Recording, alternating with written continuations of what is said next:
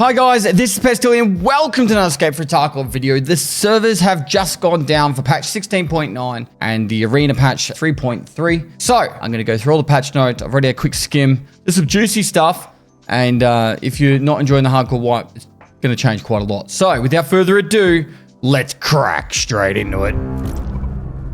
Now the patch 16.9 on the roadmap stated it was going to have an in-game event, balancing and fixes, quality of life changes, culminative fixes based on player feedback, shoreline ground zero interchange optimization, synchronization of Tarkov Arena and PVE, new PMC customization options, and the full weather system. So what did we get? Changes. PVE mode synchronization. Added synchronization between Tarkov Arena and PVE mode. The main feature of the synchronization is that it only works one way, excluding regular tasks, meaning the progress in EFT Arena syncs with PvE mode, but not the other way around. So you can't go to PvE mode and level up your Arena character. Trader Ref has been added to PvE mode and its related tasks and trade offers. Arena task lines in PvE and PvP mode now contain a special label indicating the game mode. These tasks can be completed simultaneously in both modes. So my understanding is if you're getting the same task for both PvE and PvP mode from doing the Ref quest line, say it's the one where you got to, win 4 out of 10 games or whatever it was. If you get that task and you're on both the tasks on both PvE mode and PvP mode, you can technically do both at the exact same time. Item transfer. Added the ability to transfer rubles, GP coins, Lega medals, and loot crates to PvE mode. So to my understanding, it's going to be, if you transfer it to your PvP character, I think from my understanding, it'll go to both. Items and currency from PvE mode cannot be transferred to EFT Arena. Item transfer gains mode selection options is available at Ref Services tab. Items transfer Arena and PvP mode remain unchanged. Item transfer limits are separate between the two EFT game modes, not affecting each other. Okay, hang on a minute. So you pick which one you want to go to, if you want to send it to your PvE mode or your PvP mode. Tactical clothing. Obtaining clothing in EFT Arena unlocks it both in PvP and PvE mode. Obtaining clothing in PvP mode unlocks it only in Arena. Obtaining clothing in PvE mode does not unlock it in PvP mode or Arena. Battle Pass. Earning rewards in Battle Pass now also unlocks them in PvE mode. The already earned Battle Pass rewards, including trade offers and clothing, are also unlocked in PvE mode. In-game tasks. After completing tasks in EFT Arena, you'll receive rewards into your in-game stash and can transfer them into either PvP or PvE mode. So this is saying you've got the actual option to transfer to either way you want to go. So you don't transfer to both, you transfer to one or the other. Trader standing. Trader standing increases in EFT Arena transfers into both PvE and PvP mode. Completing tasks in PvE mode gives trader standing only in PvE mode. Completing tasks in PvP mode gives trader standing in both PvP and Arena. Trader standing in EFT Arena and PvE mode may differ due to PvE trader standing not transferring to Arena. So it's pretty self-explanatory. If you're doing stuff in PvP mode, it will also affect Arena. But if you're doing anything in PvE mode, it will not affect your Arena-like character. Characters, experience, skills, and weapon mastery. Experience, skills, and mastery leveled in EFT Arena transferred it to both PvE and PvP mode. Gaining experience in PvE mode does not transfer anywhere else, whereas in PvP mode, it does transfer to Arena. Experience, skills, and mastery in EFT Arena and PvE mode may differ due to PvE experiences not transferring to Arena. I foresee synchronization errors with this. Hopefully no rollbacks, but this might take a few goes to get it right. But it all makes sense. You can't level up your PvE character to level up, alternatively, your PvP character. That's what they're trying to stop here. Character wipes. In the event of a character wipe, global, personal, or prestige, in PvP or EFT Arena, only PvP and Arena progress will be reset. Progress and tasks related to PvE mode in EFT Arena will not be reset. If you perform a character wipe in PvE mode, your progress will only be reset in PvE mode. Progress and tasks related to PvP mode and EFT Arena will not be reset. Progress and tasks related to PvE mode and EFT Arena will be reset. Hopefully you guys understand what this is saying, but effectively, anything you do on a PvE mode will only affect PvE mode. If you're playing PvP, it'll affect both PvP and Arena. That's the end of it. AI. I skimmed this earlier. Effectively, it's just making that they've improved the aiming systems, the detection systems, and the scav behavior. Fix situations where an AI would drop their NVG to a player. Fix specific situations where the cultists should stop shooting the player. Fix an issue with AI PMCs not patrolling. So this is like PvE mode stuff. Fix several situations when rogues would fire the stationary AGS-17 outside the detection sector. Fix the situation when bots were spawning in front of players. Fix the situation when a bot group would summon an ally next to a player. Audio. Fixed an incorrect volume of certain sounds. Removed the M67 grenade fuse ignite sound. Fixed several issues when sound occlusions on streets in Tarkov and customs. Added noise cancelling and microphone sensitivity options for voice chat. Fixed issues when short clicks and sound artifacts when using VoIP. Oh my god. So, I hope this is when you hear like across the map when you hear someone VoIPing from ages away. I hope that's the fix there. Fix the issue with players still hearing VoIP after disabling in the settings. Added the ability to quick swap microphones to use in VoIP. Now, if the user encounters a microphone error, they can enable disable voice chat to receive incoming voice streams. Added the ability to adjust VoIP volume. Cool. Quality of life. Change the surgical kit auto use priority to leg. So previously, if you double clicked it, it would most likely do the arms. I don't know about stomach, but it would always go arms before legs. Balancing changes. New balancing changes to the hardcore wipe mechanic.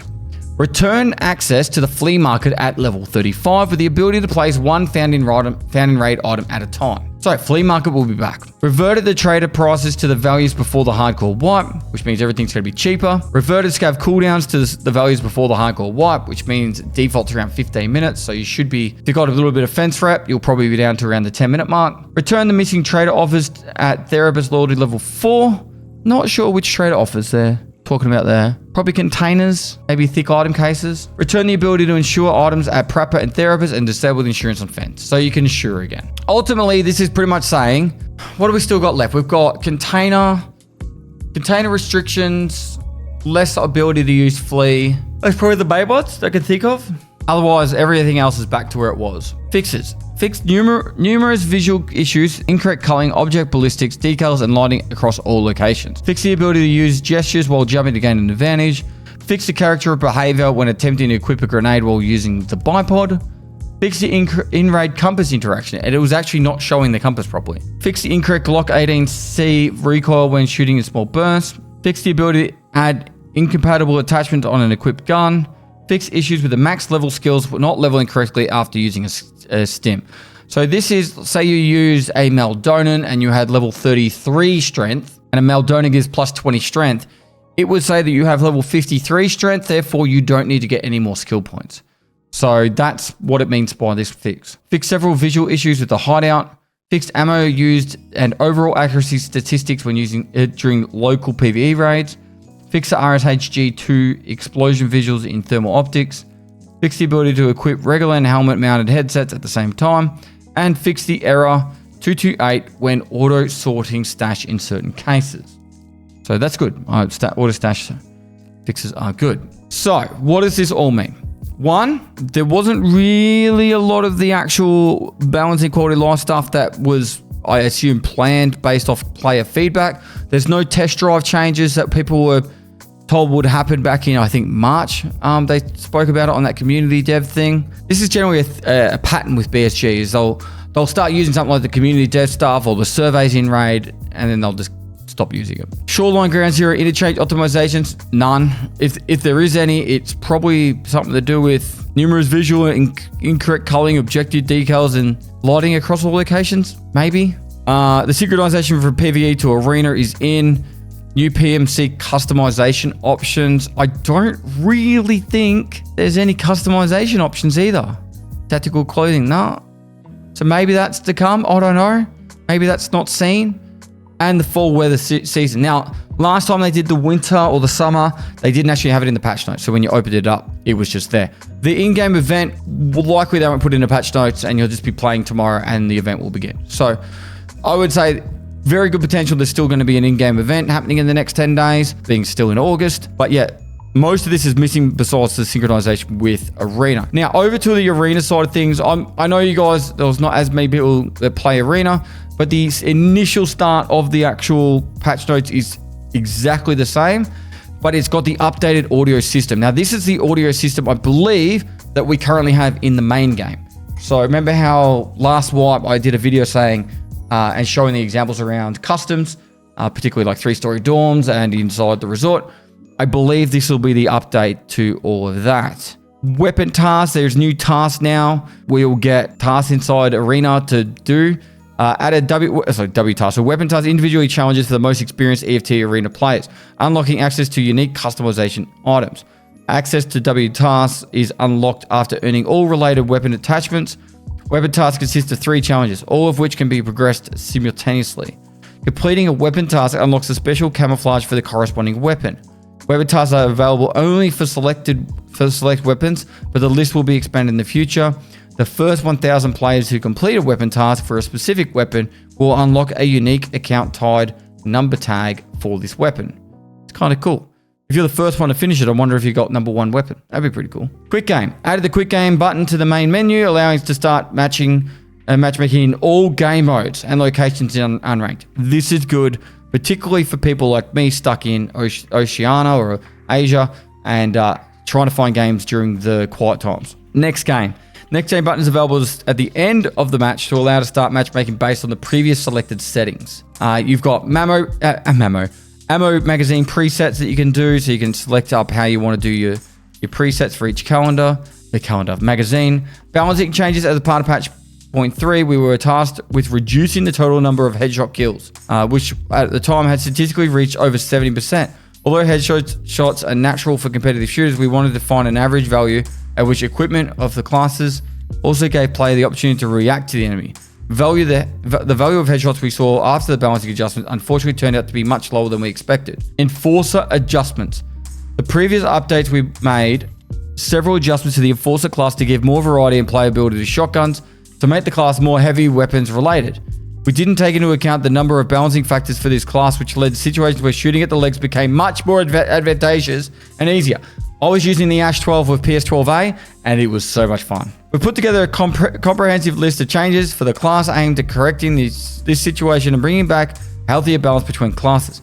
As a result of the changes, the concept of the enforcer will shift towards a more flexible one that is able to take advantage of a variation of available weapons while remaining effective in both defense and offense, still having weaknesses. Reduced limb damage to arms and legs to 0.8. Reduced destroyed damage arms to 0.8. Balance of balance changes. Alright, increase the meta score. Yep, cool. Added the ability to equip all them. Scout adjustments. I'm not going to go through all these. Cool. And then some fixes to the UI. Several graphical fixes. I changed several adjustments to the fixes of the friends widget. Adjusted the MVP calculation in checkpoint mode. It was previously whoever captured the most points. Added an ability. Is there an additional indicator when using VoIP and radio? Added millisecond values when planting a device in Blast Gang. Added new splash screens on startup. Cool. And then fixes. Cool. So, what did we learn? Today we learned that pretty much everything on the roadmap is pretty much exactly the same as it's always been. Take the roadmap as a grain of salt, because pretty much everything was out of the window here, besides synchronization with EFT Arena and PVE. And the rest of it is, who knows? Either scrapped or might be in the patch and we just don't know about it yet, being not in the patch notes. Same with 16.8. This had a whole heap of other stuff that was going to be in there. That got scrapped. I know 16.7 was meant to have 16.6 was meant to have an in-game event. Never had that.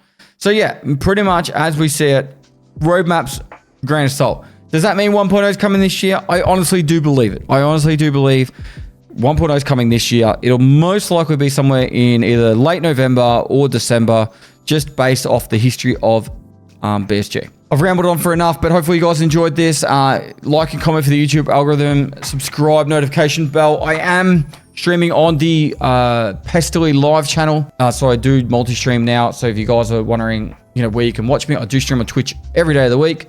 And I do stream on also the Pestily live channel. And I'm also multi-stream on Kick as well. Not that I'm really advertising it, but, if someone comes in, I say hello. Outside of that, I've also started a Magic the Gathering channel called Pestily Pack Attack. So if you're into Magic the Gathering, check that out. I actually pulled a $400 card, $400 US card I'm giving away in less than a week's time. Anyway, and it's free to enter if you want to enter that giveaway.